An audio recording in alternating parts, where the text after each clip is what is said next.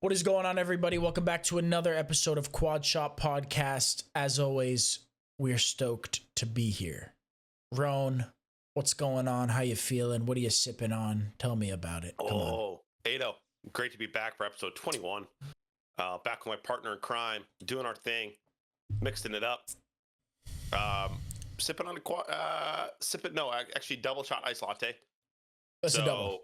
Yeah, step it up. It's my first one of the day. I need to step it up. I know you got two, right? You got two going or no? Yeah, so this is the can I usually sip on. It's two in one can. I'm on my second can, so let's go four, Quad. It's like a heat-seeking missile, kid, once you have one of those. Are you It kidding is. me? Yep. But yeah, excited to be back. I'm doing pretty dang good. Had a little bit of a stressful week. Okay. But what's going on with you? Well, yeah, let's talk about our week, because for the past two episodes we've been checking in on each other, and prior to the buzz of the day we've been just talking about our week in between each episode. So how was your week? Why is it stressful? What's going on? Yep. So week was a little stressful. Long story short, I'll give a brief synopsis of what's going on. So basically my roommate and we don't see eye to eye. And long story short, he's very white glove. He's very OCD in particular, almost a little too much. So that's kind of been getting to me a little bit. I feel like I'm walking on eggshells a little bit. So that's led me to look elsewhere at a studio apartment. So you're going to be by yourself, Roan T solo. I'm going Roan T solo. That's a dangerous game, my man. That's good. That's laundry good. Everywhere. Come on. No. So yeah, anyways, yeah, I think some people are meant to kind of live alone. I think my roommate's one of them, but yeah, from what you've told me about him, I agree. Yeah. I think he should live by himself. Yeah. And I get it. He has expensive Also, house payment. He needs to learn to live with someone else, right? So no, he shouldn't live by himself. True. That's a good point. So he doesn't live with someone else in a good way. But you're a great roommate. You're clean. Great roommate, bro. You don't really, go against the grain at all. You're clean. You don't take up much space.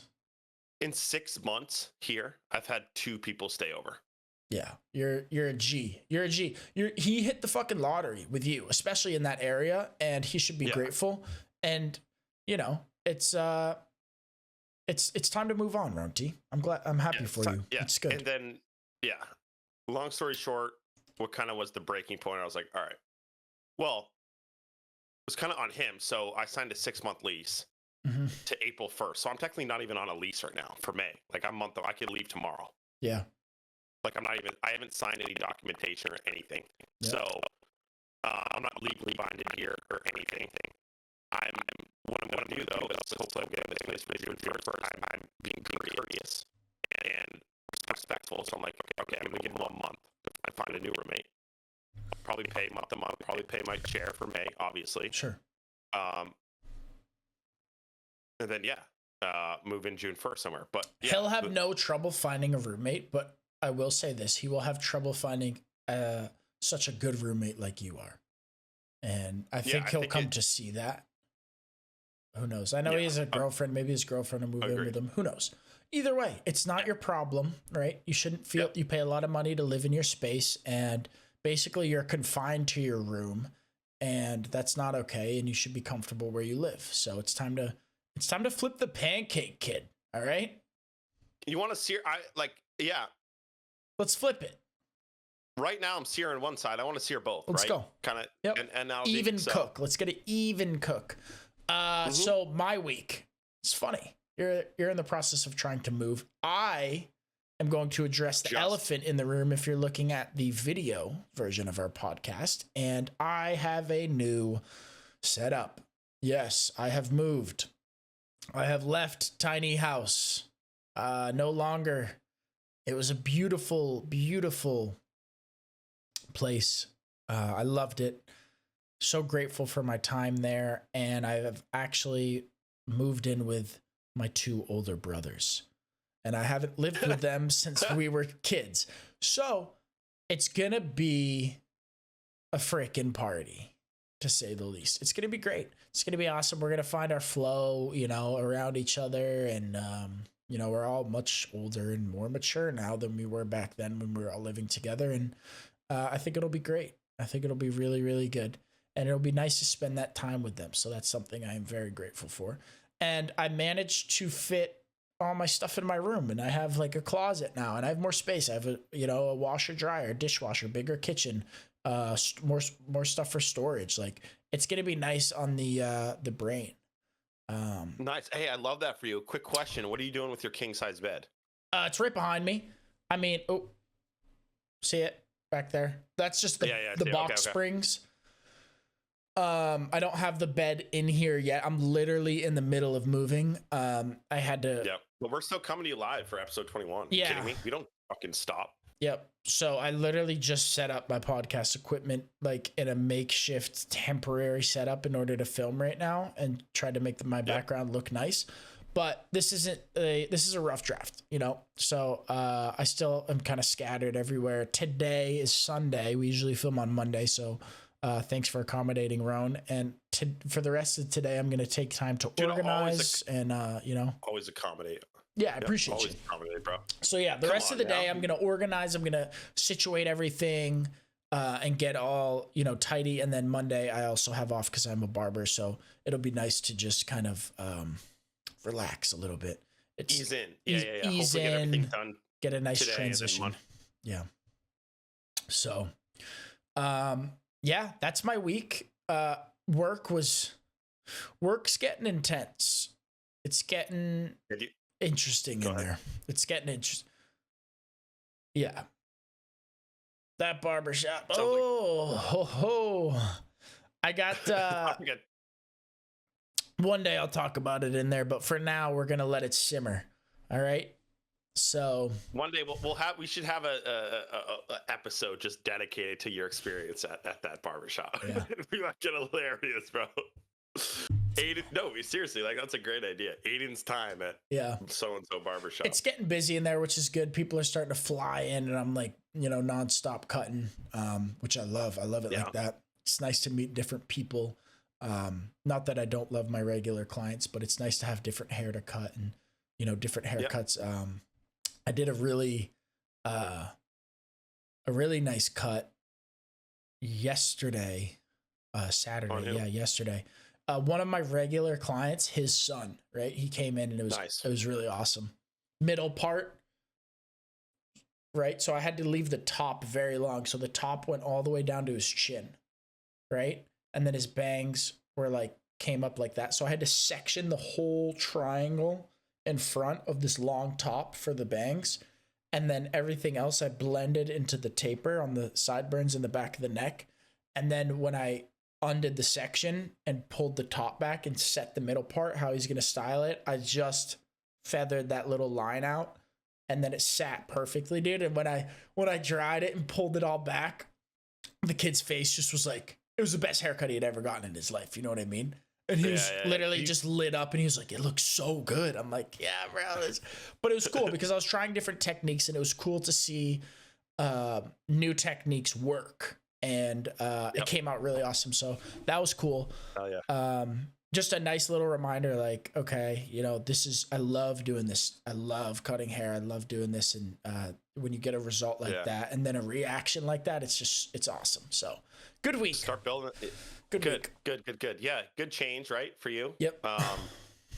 Solid week, getting busy. I mean, that, like you said, that's not a bad thing. Like at a barber shop, that's how you make your money. And anyways, yeah, it's nice to meet new people and, get away from kind of like your regular, not saying your regulars aren't great, but it's cool to get other people in the chair, especially as summer on Cape Cod, like it's starting to pick up. Yeah. I think May, like what I've realized once Memorial Day hits, end of this month, you're on. Yeah. Like you're in every day cutting, baby. You're on. Oh yeah. So that's when you're on. So probably starting to get busier, isn't it, Ado?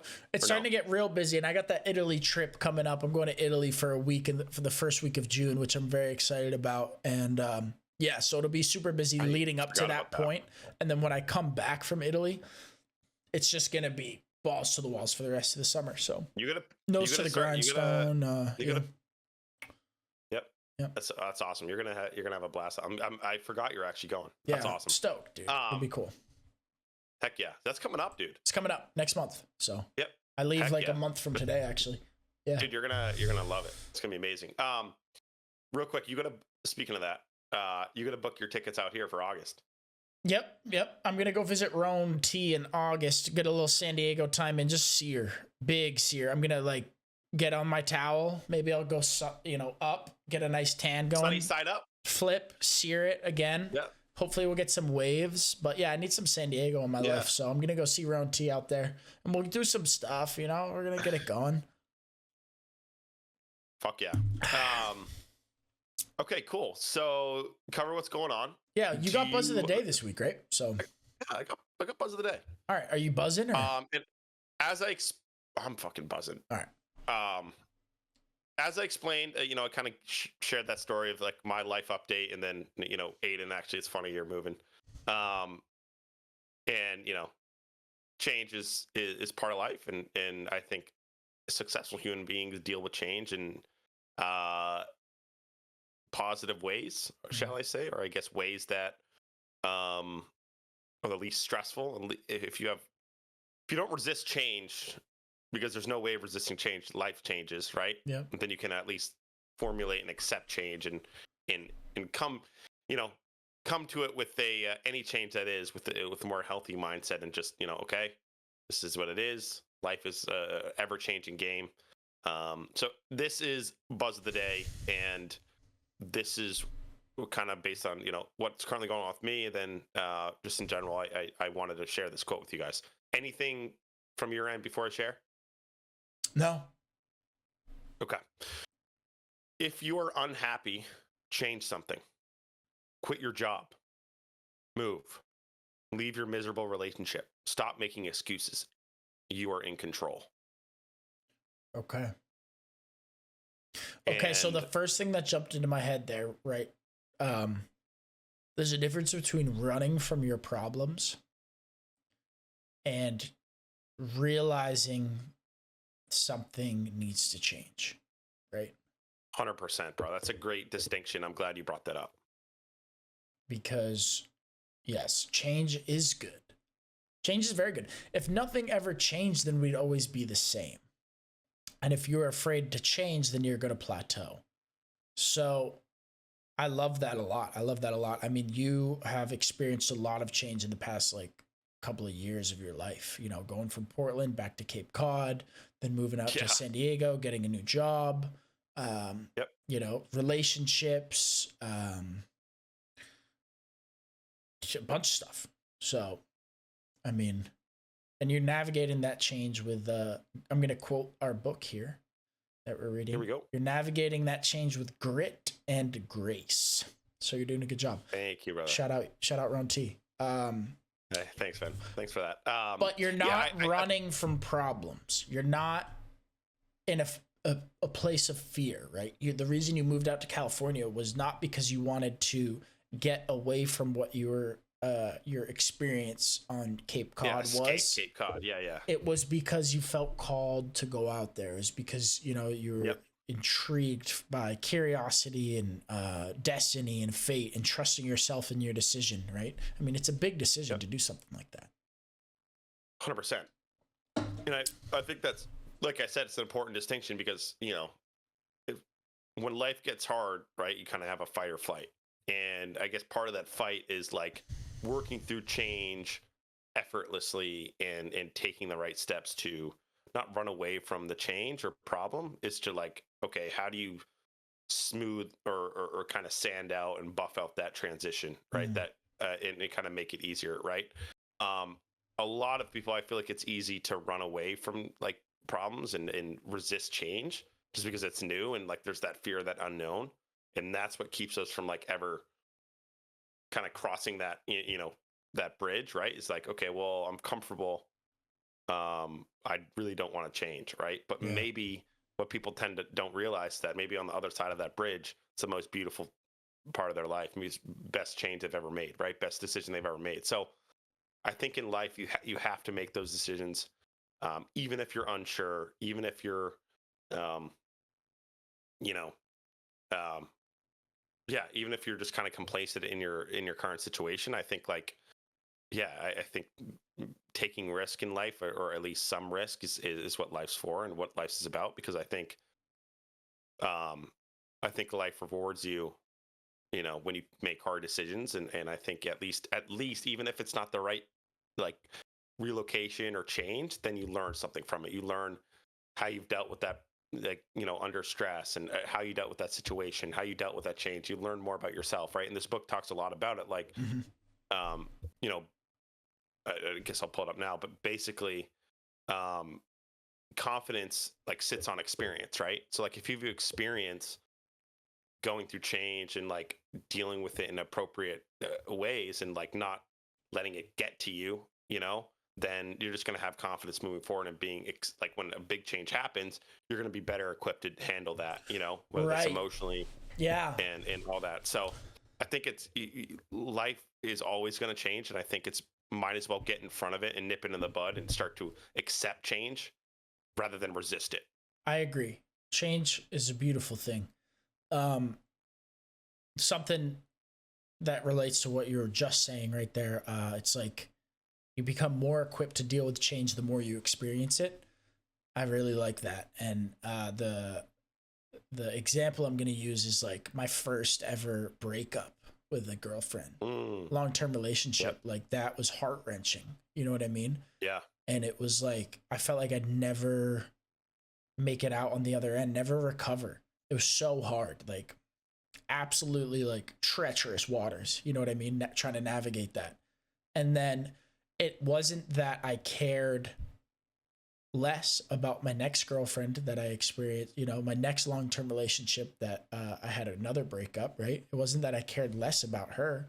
It was just that it was a little bit easier because I knew that I'd be okay on the other side. I knew that it was the right thing to do because like I knew I'd be better for it. I knew that through this process, I'm going to come out on the other end a better man, a stronger man, someone with more knowledge who's grown. And I'm grateful for the experience that I had with that person, right? I'm not completely getting rid of that or dismissing it in any way. It's just, it was a lot easier to deal with, right? And I think that is a good example because it shows you like, yes, the more you experience something, the more familiar it becomes, right? And change is such a vast thing, right? It could relate to so many different situations, right? But the common ground with change is how you deal with it, right? No matter what the situation is. So you're equipping yourself with tools that have such a broad use through life because change can happen anywhere, right? And in any situation, but the tools stay the same. So it's change is growth if you allow it to be growth. So 100%. Yeah. Yeah, and I think it goes back, if you're unhappy, change something. You are in control. You are in the driver's seat of your life. No one else is. Mm-hmm. You create your fate, you create your destiny, right? It's like the most successful people in life take action. Right. Obviously maybe a little bit of luck, a little bit of, good fortune along the way, but they wouldn't be there unless, they took action. And especially people, that started their business or started from the ground up or anything like that, like there was a certain probably moment in their life where they had to change. It's like at the beginning stage of that mountain, like Brianna Weiss talked about, it's like, okay, well, be prepared to lose the life that you previously had or be prepared for that. Yeah. Because sometimes the only way to be successful or get through a change or is to take action and just go for it, like move, quit your job, leave your miserable relationship. Like I know in the moment it's probably going to be like, okay, this is super hard. I don't know what's going to happen. There's just so much. And that's what creates the anxiety. It makes you not want to change. It's that uncertainty. Yeah. But once you get uncomfortable or once you get comfortable knowing that, hey, I'm uncertain. Life is built around uncertainty, right? Like, I don't know if I'm going to wake up tomorrow. Like you're going to be confident in yourself. And once you go through the experience of changing a lot and you're confident in yourself, then you know that you have yourself, you're going to be okay, you're going to be fine at the end of the day, and you'll deal with whatever presents to you, right? So I think it's in that foundation of, okay, if you're unhappy, you are the pilot of your own ship, or you're the captain, right? Yep. Of your own life. No one else is. So, and I think I hear this a lot too, and you've probably heard this, Aiden. Like, a lot of people are like, oh yeah, like they keep making excuses, and they're in unhealthy relationships, or they just don't leave. And then it gets, really bad, right? And because they didn't want to take that leap of faith and just leave, right? Yeah. So you've got to get out, even if it's going to be hard. Like, on the other side of that, it might take a few more months just to like be okay, but like you're eventually going to get there, and just know that everything's going to be okay. Right. It's like people who, like, I've seen this before where a girl or a guy will stay in the relationship. I guess both people are staying in the relationship, but they'll stay together even though one of them just cheated on the other. Right? Like, that is like you've seen that before. It's dude, I don't know how a guy, like, I don't know how you could live. If I was like committed to someone, I don't know how I could even like morally look at the other person without like looking elsewhere with my eyes, because I'd be so consciously just like morally feel corrupted. I couldn't do that. Well, that's coming back to, in a way, like running from the issue itself. Even though you're staying in the relationship, you're running from the issue, right? Or you're overlooking it, or you're putting the rug over it, right? Yep. So you have to make sure that the change aligns with the direction that you want to go in.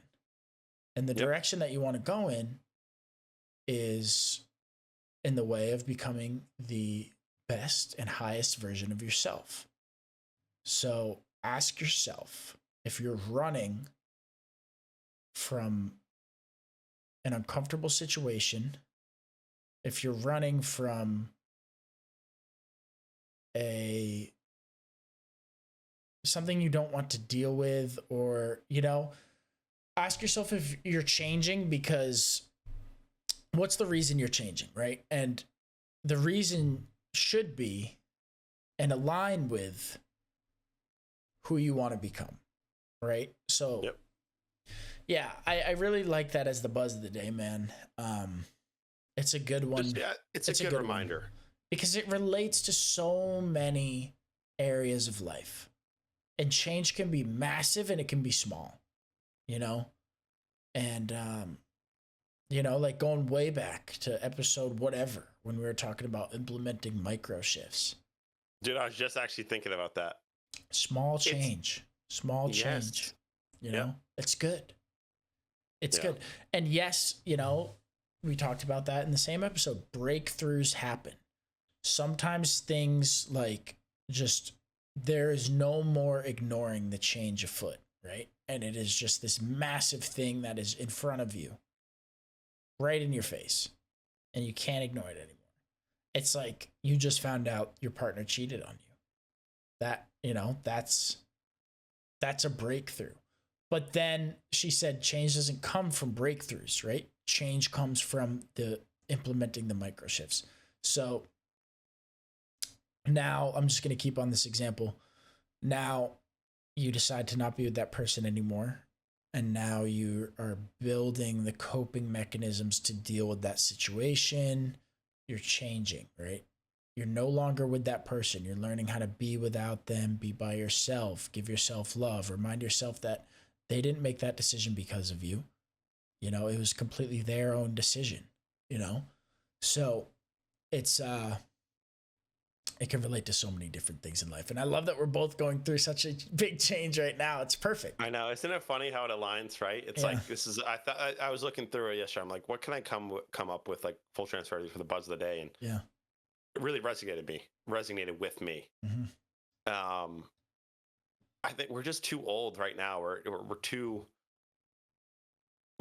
We've got bigger fish to fry than deal with unhappy or be unhappy, right? It's like, okay, if I'm unhappy, I'm going to make a change. We're grown men. We've been grown men for a long time. Like, no beating around the bush anymore, right? Like, yeah. we're either going to live the life we want to live, or you keep just staying stuck, right? That shit's for the past. This is a perfect example. In my life, I'm going to leave some mystery here. In my life currently or in the past, I have been in situations where I have to stick with something. Even though I might be unhappy doing it, or I know. Yeah, I get you. Even though I don't want to show up, or I might be unhappy doing it, or the environment might be getting you. I know that something needs to change there, but with this specific time frame, I need to still do it. Okay.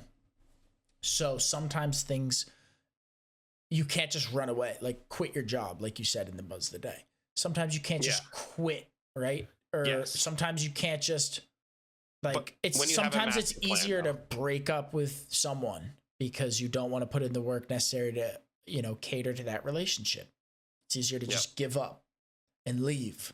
Sometimes in life, you need to stick with something longer than feels comfortable, but you know it deep down to be true, that with that duration of time, there is an end, right? And that change will come. But right now, you need to stick with it. And that's usually where you can pull a lot from in those situations, right? When you're doing something that you don't want to do, you can pull from that, right? It's okay. I'm gonna use an example, like a job that you don't like, but you need to stick with because of whatever, like your time frame. So every single day you show up to that job and you don't like it, and you could either have an inner narrative of fuck this, I don't want to be here. This is terrible. Why am I here? I don't like these people.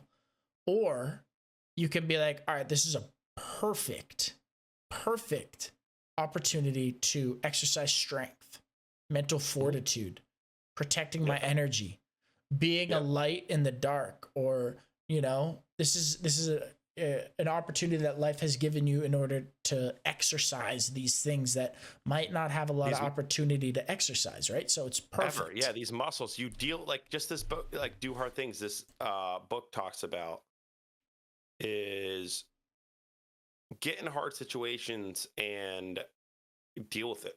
Real toughness, he talks about toughness maxim.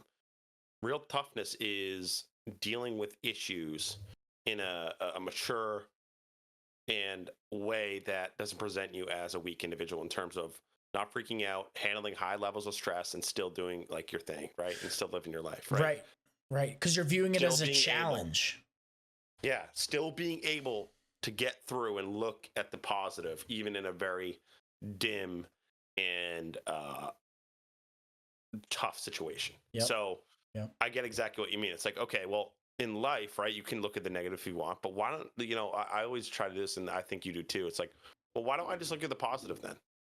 Why not look at the positive? I mean, a lot of people are I just don't understand. Then it's another thing, random thought, but you ever meet those people who are just like always negative?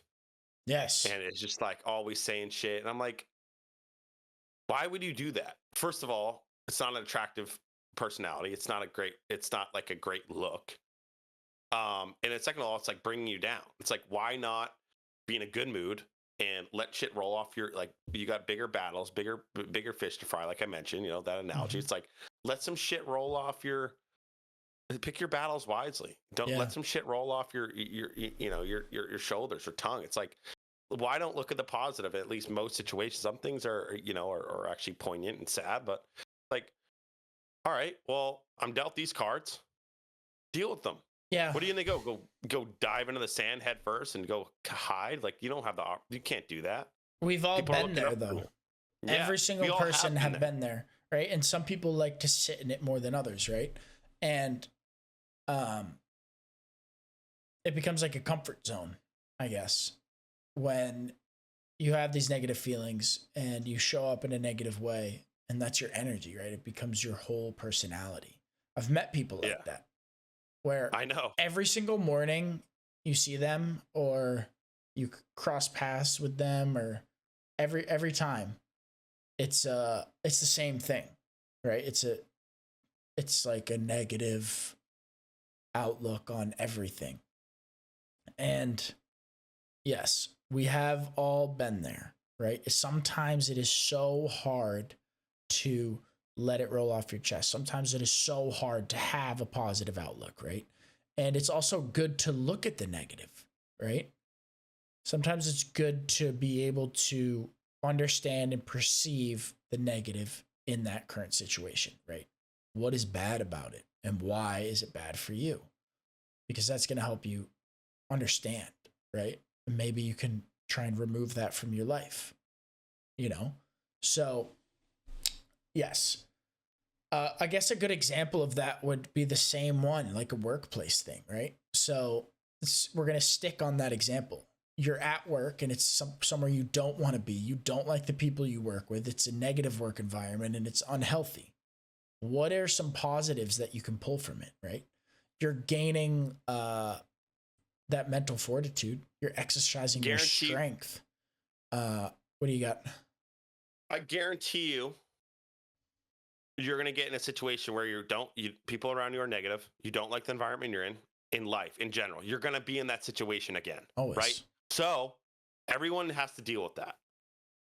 So you or whoever you're discussing is well equipped because they're in that environment.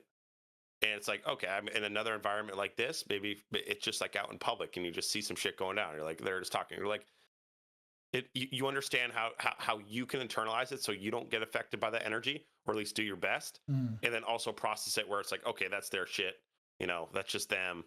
You're just better equipped to handle it and deal with it, right? Because there's going to be negative people out there. That's just the way of life. You can't have yin and yang. You can't have dark without the light, right? It's just the reality, right? So it's like going to the gym. It's like going to the gym, right? If you are consistent, you're going to get stronger. Okay. So within this example is, you got to go to work every day, right? But if you're consistent with the mindset of exercising mental fortitude, protecting your energy, understanding that, you won't be surrounded by these people forever, maybe taking some things away from them that are good. Like, oh, I like this about them. Understanding why don't you like that place? Why don't you like them? That's also important, right? Why does it feel so irritable to you? Is it something that is that should be removed, or is there something more there, right? Is it something that you have to work through? It's understanding. You begin to learn more. Exactly. You learn more about yourself. You learn more about the other people, right? Like what's affected other people. Why are they like this, right? And you begin to realize it, and almost like it doesn't take someone with 180 IQ to realize this stuff, right? It's like, if someone has gone through shit or has negative experiences and they're at, they're poor they're not in a great financial position, you get their background and you're like, okay, I understand why this person has a negative outlook and this is kind of who they are, maybe because of those things, but also that's why they're in a bad mood, right? So it's like, okay, you just understand why people sometimes get there and then kind of how to deal with it, right? Like if you're someone in that environment that's not like that, like it's like, we're all human and we're all affected by negative energy. But if you can be able to put up kind of a force field in a wall and deal with that, and just not be affected by it, then that's going to get you a long way, because you're going to come into contact with a lot of people like that. And, maybe just walking down the street, right? So it's like, how do I stay on my path and my journey without letting this negative energy affect me? Yeah. Maybe it does affect you, but okay, if it does, then I have a plan in place to say, okay, release this energy. That doesn't serve me. That's their stuff. You have. Yes, that's a great point. That's a great point. Yeah. And if you want more, and if you want more tools and you want a more in-depth discussion about this, you can refer to our episode, Protecting Your Energy. We have a whole in-depth 100%. discussion about this specific topic. Great one. It's a good pod. It's a good pod. So check that out if you're if you're resonating with this and you want a little bit more information or more tools to deal with situations like this. But we let's move on to the chapter, right? Let's hit chapter 4 of Do Hard Things by good old Steve Magnus. Chapter 4. How are you feeling about this book so far? I think he's pretty repetitive, and he's been saying the same thing over and over again for a few chapters. I agree. I thought this, but I will say this, just like we're talking about change and being like, being negative. I mean, like, let's look at the positive. I still am getting something and taking something away from this book. Yes, me too. I'm still like learning, even if it's 75% repetitive, there's 25% in there that are gems. Yep. And he has good points. So, okay, I'm going to focus on that 25%. Yep. Okay. Look, we're here to be realistic about our book reviews as well. Okay. Yeah. And if you're reading along with us, awesome. That's, we encourage that wholeheartedly. And we also encourage your perspective and opinions down in the comments section. We love that stuff. So, yes, being honest, I do feel like there is a lot of repetition within this book, but I totally agree with you that there is stuff that I have learned and my eyebrows raised and I went, oh, nice, Yeah, or like a cool story. He adds in a lot of like stories about athletes and like how they've overcome like I think like there's a marathon runner that there's just like a lot of like actual nonfiction stories that he puts in here that are pretty cool to learn about as well. Like that relates to the talk track and like his message after. Yep. So yeah, it's been cool to read a little bit about some like true stories. Definitely. But yeah, I mean, my overall take on chapter 4, and I think what Steve alludes to, maybe if I can go first, if that's okay. Is that all right? Yeah, of course. That's what we're here to do. Yeah. I'm pulling up my notes. Here we go. Okay, cool. I'm with it. Basically, he talks about confidence and kind of confidence versus overconfidence. Basically, the main message he's talking about, okay, when confidence is low, we are priming our minds to be susceptible to the negative spiral. Confidence sits on experience, like I mentioned before. Like, say, for example, I'll just give you an example. Like, say if you have a new horse rider, right? And they're a little bit timid, they don't have any experience, then that's because, and they don't have confidence because they don't have an experience, right? So if you're a Marine and you've done 9 overseas trips in special forces and you go over for your 10th one, are you going to be confident? You come back 9 out of 9 times? Yeah, I'm going to be confident.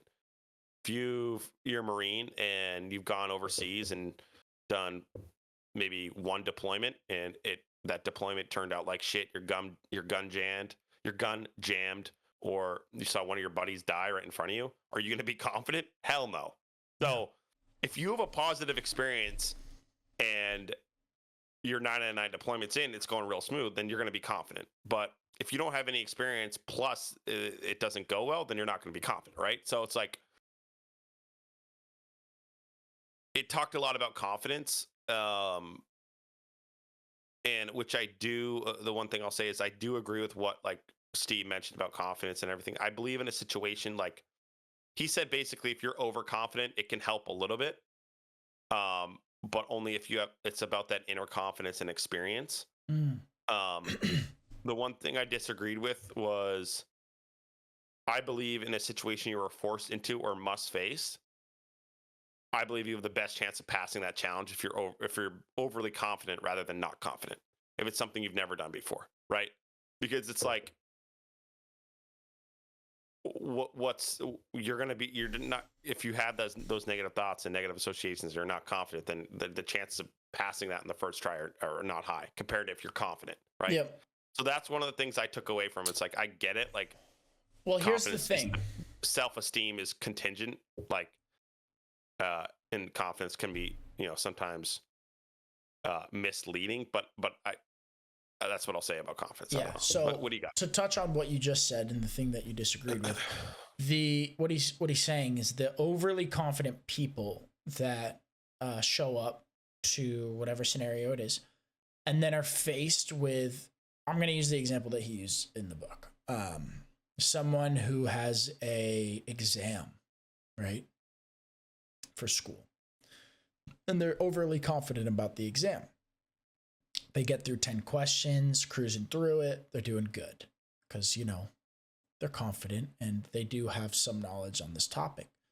But once they hit those couple questions that they have no idea the answer to, because they were so overly confident and they weren't realistic with their skill level. So because they weren't realistic with their knowledge on this exam, they didn't study enough because they weren't realistic with themselves. So they were overly confident, which led them to be underprepared. And when they hit those questions that they weren't ready for, that's when those negative thoughts spiral, and it ruins even everything else. Even the stuff that they do know is taking a hit now, because in the moment you're spiraling into negative thoughts because of how confident that you thought you were, right? So that's what he's trying to say. And I do agree with that because I've experienced it myself, particularly with that example, you know, referring to a test. I like the distinction there. Yeah. I like the distinction. So, yeah, when we lack confidence, our insecurities have room to grow. I think that's very true. That's very true, right? And that's a negative thought spiral from the beginning, right? So we don't even have enough confidence. We tell ourselves we can't do it, or we're not going to do it as well as others, and that's literally before we've even done it. You're lacking the confidence. You don't believe in yourself. But he talked about the generation of people who were told to believe in themselves and they can do anything that they put their mind to. And they built them up on this. Here's a fucking trophy. You didn't do shit.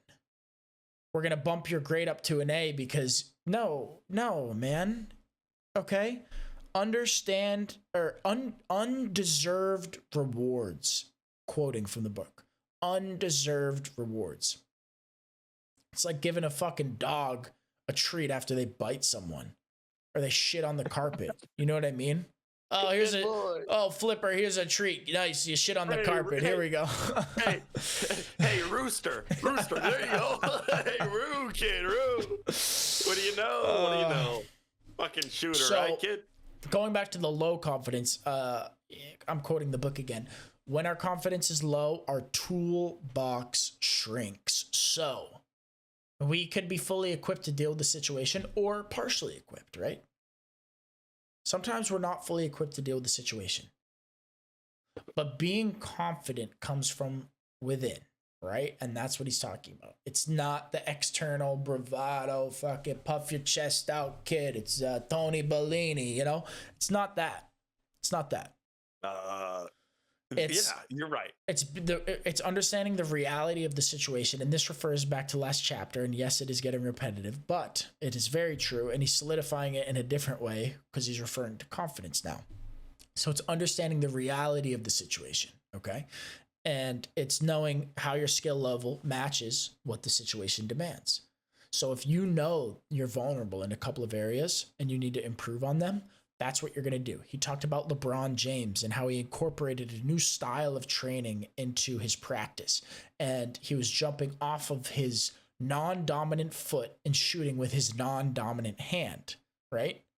So that's like me. If I were to go play soccer, I'd be practicing dribbling, you know, mostly with my left foot and shooting with my left foot and cutting with my left foot, right? So we're exercising the non-dominant because we know that we are vulnerable in that area. So yes, you're still better with your dominant, but when you're presented in a situation when you have to use that left side or right side, whatever your dominant side is, you're ready to do better than you were before if you never practiced it. He talked a lot about practice in this chapter. Let me look at my notes here. It's really good. Did you happen to stumble upon the 4 steps? Do you want me to read those? The 4 steps? I did read the 4 steps. I do like the 4 steps. Yeah, they're good. But if you want to roll, kid. Let me read them.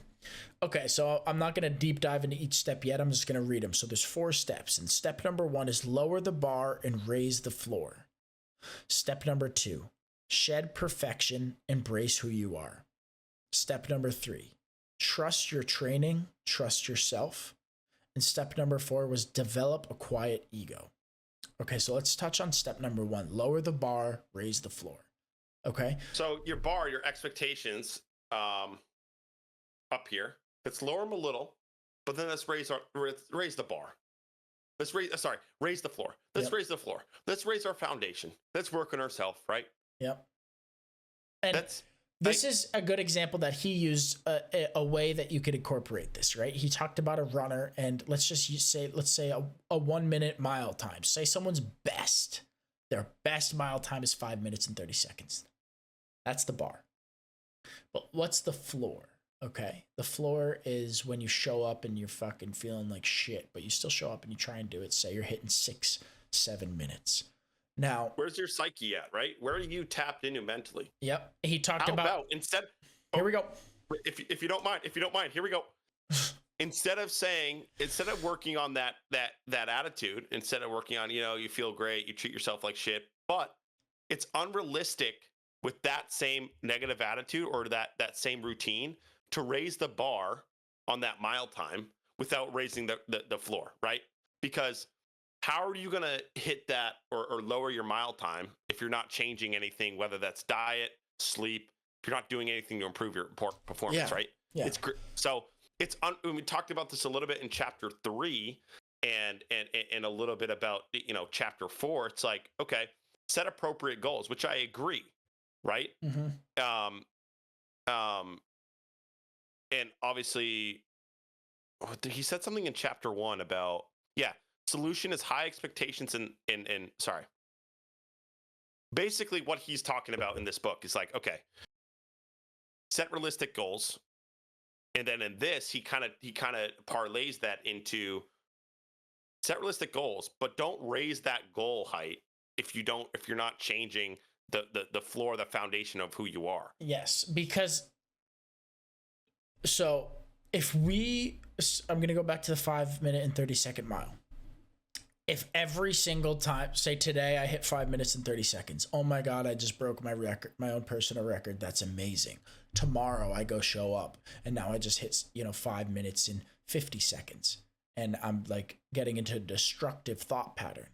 That is not going to, have me show up better the next time. Because if we raise the bar every single time, especially in this particular scenario, then where does it end? A 1 minute mile? That's absolutely ridiculously unobtainable. You know what I mean? So he talked about because it's like this, right? It's like waves, okay? We go up and down, we fluctuate. Sometimes we're better than others, but it's understanding that, we're being consistent and we're showing up. That's the most important thing. So he talked about take your average 5 mile times together. And one of those could be the 5 minutes and 30 seconds. So say you hit 5:30, say you hit 6, say you hit 5:50, say you hit 6:30, and so on. Average those times together and then shoot to beat that. Okay. So that's a much more obtainable goal than it is to beat the bar that you just set for yourself. That is, your personal best. So you're still, yearning for that improvement. You're still pushing yourself, and showing up and being consistent. But if you broke that record every time you went to go try, it's just you're gonna fail, right? And failing's good, but you have to have realistic goals, and I do like that. So that is step number 1. Let's stay on track here, T. So be consistent and improve your best average. I liked that. Step number 2, shed perfection, embrace who you are. So developing the capacity to be vulnerable, okay, without fear of being shamed. So developing the capacity to be vulnerable without fear of being shamed, okay? So 100%. Secure but flexible identity. right? Because if we're secure and we stay in this box, we're not, that's what the whole buzz of the day was about. We're not going to improve. We're not going to change, and we're not going to grow. If you stay in this box of security, of overprotection, you're never going to surpass that. So you have to be a little bit flexible with your identity. That's Isn't it crazy to think about? Like how that should just be common knowledge. Like if you keep doing, it's insanity. If you keep doing the same shit, you're not going to get different results. Yes. Like it's just the bottom line. And people think that they and you probably heard it in the barber shop, and people are like, I want to do this, I want to do that, but they don't change their fucking lifestyle. Yeah, I'm experiencing it in my own personal life right now. My gym routine has been very it's I don't want to say mundane, but it's just been the same thing for a long time, right? And I'm like, okay, I need to switch this up. I need to mix things up. I need to add something new into the mix. And then all of a sudden, I was thinking this, a week prior, whatever. I was thinking all these thoughts, and then boom, one of my buddies, Evan Rosh, shout out Evan Rosh, gets into the barber chair, and I'm talking to him, and I'm like, oh my God, wait. So I'm going to hire him as my personal trainer 1 to 2 times per month to help me achieve better form, more variety of workouts, more knowledge in the gym, and just that's how I'm gonna, he knows more than me, and I'm open and vulnerable to that fact. I'm not being a cocky prick showing up like I know everything and I'm doing the same workouts trying to improve. No, he knows more than me. He's put in more work than me, and he deserves my money to show me how to improve myself. So that's one way I'm doing it. You know what I mean? So it's dope. I'm excited to start that. And I think I'll be doing that next week. So I'll update you as I do, but you have to explore your weaknesses, right? I'm exploring my weaknesses by saying to myself, you need more knowledge here. If you want more growth, you need more knowledge, and you need to change things. I can't just show up to this gym fucking every day and do the same shit. I'm not going to grow, like you were just saying. Yeah, I can slowly increase weight, but there's more to be had, and that's the way I'm going to do it in that certain scenario. So yeah, that's some good stuff. Do you want to touch on number 2 before we move on to number 3 at all? Number 2 is shed perfection, embrace who you are. I think you covered it. Okay, so let's get on to number 3. You did a fantastic job. Yeah. I don't want to take away from what you just said, so I love that. This is funny. It kind of almost counteracts what I was just saying, but it's also a balance, right? Number 3, trust. Number 3 is trust your training, trust yourself. Okay. Trust your training, trust yourself. Are you saying you should? Yeah, but your training hasn't necessarily yielded the results you want, correct? It's gotten me this far, which is great. Okay, it has. But it needs to. So, but you're trying to level up even more, right? Yep. Yeah. Yep. So, yes, I understand if you have the knowledge, trust your training, but there's some things that you could learn a little bit more about fitness, correct? Totally. 100%. So you're going elsewhere. You're taking the right step to grow, right? Mm-hmm. This is, I think, this talking about, okay, trust your training and your experience and everything like that, right? You just haven't had the amount of experience Evan has in terms of muscles, what exercise to grow, all that stuff. So you're doing the right thing about, okay, you want to change. You're taking the right action. You're doing the right thing, right? Mm-hmm. So I think I wouldn't say it's contradictory. I would say it's 2 different things. So, yeah, if you want to kind of sum up this pillar, this number 3, and then I'll give my thoughts. That would be great. Or what your takeaways? Yeah. Were. So what I wrote down was you have to do the work from a place of growth, and it's understanding that there's still more room, but you have to trust everything prior to that, all the stuff that you've learned up to that point, and understand that there's more to gain and practice. Okay. So there's nothing wrong with exercising the fundamentals. Okay. Practicing the fundamentals, building those fundamentals.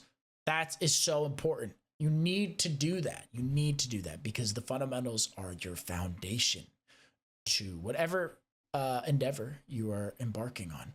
So yeah, that's my number 3. What do you got? You can't set a goal. You can't set a goal. I want to get better at fielding ground balls in baseball, and want to lower your fielding percentage, but you don't take any reps to improve. Yep. You just say, okay, I want to do this.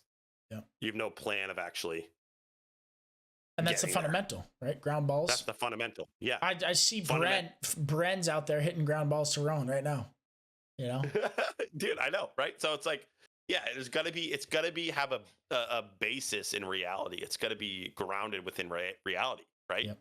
So yeah, no, I thought that was great. Let's go pillar 4. Okay. Develop a quiet ego. Okay. They're not saying get rid of your ego and throw it out the window. No, we have egos for a reason. And there's a healthy way. There's a healthy way to allow ego to to be integrated, right? And it was talking about dampening it. Okay. We don't want to shut off our ego, just dampen it down. Okay. And the ways that we can do that is through self-awareness and self-reflection. Okay. So when you are being accountable for your own actions, when you are looking at what you do and understanding it, taking accountability for what you do, being honest with yourself and reflecting as to how that made you feel and how that might make other people feel, and just being honest, looking at the reality of things, it's going to help you understand and maybe dampen that ego down a little bit. Yep. And when we're being too protective, when we're being, closed off to others, being our teacher, or our environment being our teacher, or constructive criticism, that is our ego getting in the way of helping us grow. That is pillar 4. That is what I took away from it. Roan, what are you thinking here? I think you did a good job summing up all the pillars, man. I think they all coincide and they all play a part right together in terms of growth and confidence and building a healthy version of confidence, right? And I think they all make sense. Mm-hmm. It's just about applying that, and actually like applying that to everyday life and getting better. So it's like I'm resonating with this because I'm currently learning how to ride a horse, mm-hmm. and I am starting with the fundamentals, and I am not using my ego because I don't know as much as these people that I'm paying to help train me. Exactly. So I am letting them teach me. I'm going in it with an open mind saying, hey, I haven't really done this before. I'm looking to soak up as much knowledge as I can. Mm-hmm. I have a Word document with it's called Horse Care of like all the things I'm learning, writing down. What's this? Well, I'm curious. I'm learning, right? So yeah, I think a quiet ego is built on experience and built on confidence within what you're doing. I think that'll come with time. But right now, I'm just getting the fundamentals down and have that growth mindset of, okay, I want to become comfortable on a horse, riding a horse. Hey, what happens if a horse does this? Is it uncomfortable? Like, because, it's dangerous riding a horse. You can get bucked off, you can get kicked. And they're very huge, powerful animals. They have a mind of their own, right? They're animals too. They're prey animals, so they get spooked. And you're on the back of them. What's going to happen, right? Oh, I never even thought about that. They're prey animals. That's built into them. Yeah, and they can easily and the sad thing is, I learned the other day, if they break a leg, there's not really a way of fixing it. No, you gotta shoot. Usually, yeah, well, put them down, not shoot. Yeah, that's how they did it back in the day. Back in the day, yeah. I mean, this isn't fucking 18th century. You're fucking on an Indian reservation, kid. So something else that I really, really liked about this chapter, and I wrote down, was when our self-worth is based on outside factors, we are deriving our self-worth off of what people think and how we are judged, okay? And something else I also wrote down was lasting self-esteem doesn't come from being told that we are great. It comes from doing the actual work and making real connections, okay? And I love this so, so much. I've done that in my life, right? I have definitely been in situations where I'm looking for outside validation in order to feel like I have achieved something or feel better about myself. I have also been in relationships with people, okay? I have been in an intimate relationship with someone where they were so insecure about themselves and the way that they looked, they constantly needed my validation, right? So always I had to tell them, you're beautiful. No, you're beautiful, right? And I'll tell you that without you asking. But so that specific person needed that from me. They they needed that from me in order to feel that way. But that is not lasting, because when I'm not there, how do you think about yourself? Okay. So in that particular scenario, I'm going to read this again. Lasting self-esteem doesn't come from being told that we are great. Input beautiful, right? Lasting self-esteem doesn't come from being told that we are beautiful. It comes from doing the actual work and making real connections. So that person in particular needs to tell themselves, feel, understand that they are beautiful. They need to feel that for themselves, and they need to be able to tell themselves that and believe it. Make a real connection, right? Actually understand that you are beautiful.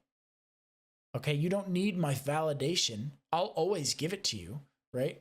But it's unhealthy when that's the only thing that is fueling your self-esteem. 100%. 100%. So I thought that example was good when it, pertaining to that. Dude, you're giving us gems right now, dude. I'm just sitting back and watching the show. Are you kidding me? It's like Roan T on a horse. Dude, you should have seen Levi and Easy, both my boys, bro. I'm going to see. Hey, I'm going to see him today. You got him today. That's not. I wanted to ask that. I'm gonna send you a video today of just me hanging out with my boy. Sound good? I'm taking them for a walk. I want him. I know. I'm taking Levi for a walk today. I want a video. So I'm gonna get like a minute-long video of the interaction. That's good. Okay, so that's the chapter, man. Levi got kicked in the face, by the way. Really? Is he all right? Yeah. Yeah, he just has like a big welt. Because you know how they're pack animals? Yep. There's always a leader of the pack, right? And they bully each. Like it's some horses can't be in together. They're big personalities, right? So he got kicked.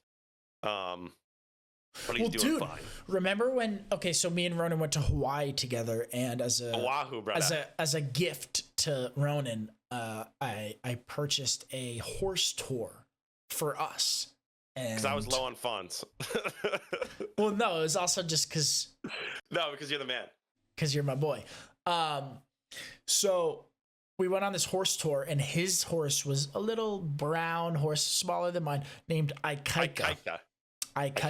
And we were like in a line, staggered, walking through this trail, and we were going uphill on a bend, and I was behind Ronan and Ikaika, and I was on Mango. This was a bigger, dominant horse. But of course you were on Mango. But Ronan's horse, Ikaika, went onto its front legs and kicked its rear legs back at Mango, which in turn led Mango to go on its two hind legs while I was on it. And it was so sketchy. And then Mango came back down, right? But I kept calm, and I just steered Mango off to the side, right? And then reevaluated the situation, but it was terrifying. Right, bro, it is, and I gotta run. And this up and back. It was this is my challenge, dude. And like, this is perfect for me because like this is like my new purpose in life, and like is to getting good at this. Yeah. And like the challenge is like that, dude. Like, it's that uncertainty and that fear. It's like that uncertainty and fear if you're gonna get a hit in the championship baseball game in college. Like, it's the same thing for me, and it's good for me because it's like that adrenaline. It's like, dude, you are on a massive animal. Yep. Anything can happen. They can buck. Like, dude, I was on a horse the other day, and we're gonna go on a trail ride, and it bucked. Yep. It just wasn't listening to me. Trying to pull reins, like, didn't do anything. I was trying to turn it, kept shaking its head. His halter, like, didn't listen to me. Then, like, dude, like, it's really challenging trying to get good at this. So it's like it's almost good for me in terms of like learning. The way I want to wrap things up, and it's gonna relate to this specific topic, is you are practicing the fundamentals, okay? And you're coming in from a place of vulnerability. You're being open, right, to gain knowledge from someone who's more experienced with you.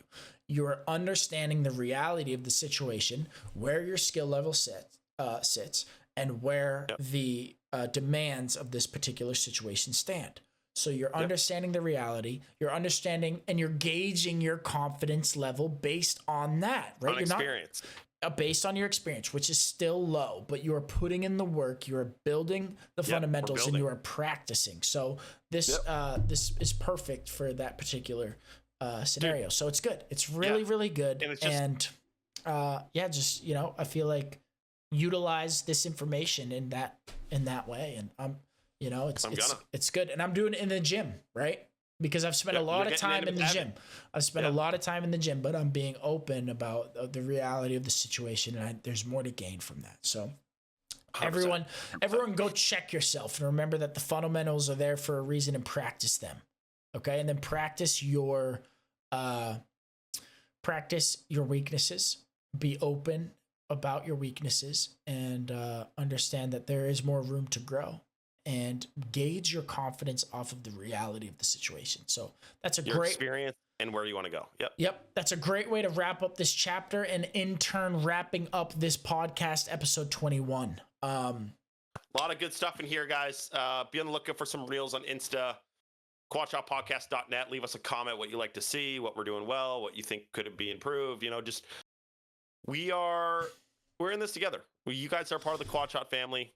And we're going to be consistently putting out content for, the rest of this journey, which is probably forever. So let's stay on the bandwagon now. Don't lose sight of the goal and our message, our purpose. And, we need more Quad Shot people out there.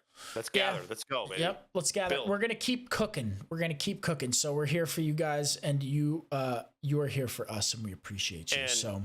Yep, and we're still working on our event in July. We're going to iron out some details there. Yep. The event's coming together nicely. We'll have flyers soon.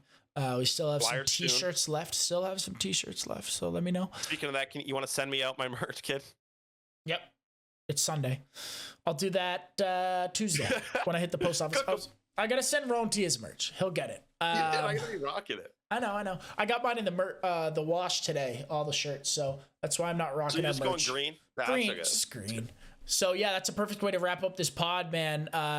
Good stuff. And, through this period of change and transition in my life and in your life and in listeners' lives as well, just remember that change is good, and being able to navigate that change with grit and grace. Okay, referring to Steve Magnus there. We love that. So, Steve. Episode 21, man. I really, really loved it. And we will be back next week for episode 22. Appreciate you guys. So much love to our community. And we will catch you next week. This is Quad Shot Podcast signing off. Much love.